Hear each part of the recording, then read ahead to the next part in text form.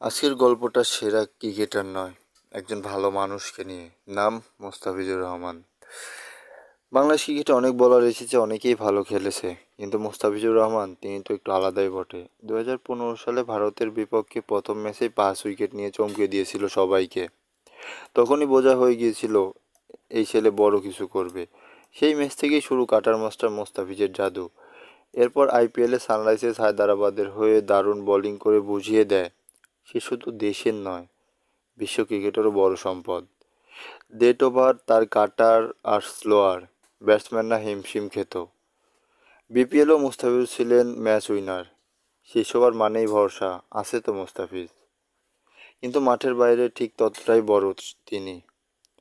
একবার বলেছিল, আমি যদি সেরা ক্রিকেটার নাও হতে পারি, অন্তত একজন ভালো মানুষ হতে চাই। এই কথার জন্য অনেকেই তাকে নিয়ে ট্রোল করেছে।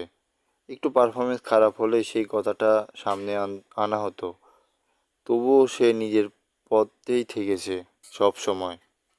কখনো অহংকার করেনি, কখনো কারো বিরুদ্ধে কিছু বলেনি। টাকা পয়সা খ্যাতি সবই আছে তার, তবুও সে চায় মানুষ হিসেবে সবার মনে থাকতে। এই তো 10 বছর পেরিয়ে গেছে, তাকে নিয়ে নেই কোনো সমালোচনা, নেই কোনো বিতর্কতা। বল হাতে তিনি কাটার মাস্টার, আর মন দিয়ে তিনি একজন ভালো মানুষ। এটাই মুস্তাফিজুর রহমান, একজন সাইলেন্ট হিরো, যিনি খেলেন দেশের জন্য আর ভালো থাকেন সবার জন্য। তো ভিডিওটা এখানেই সমাপ্তি ঘোষণা করছি। আর আমাদের ভিডিওটা ভালো লাগলে অবশ্যই ফেসবুক পেজটা ফলো করবেন আর ইউটিউব চ্যানেলটা সাবস্ক্রাইব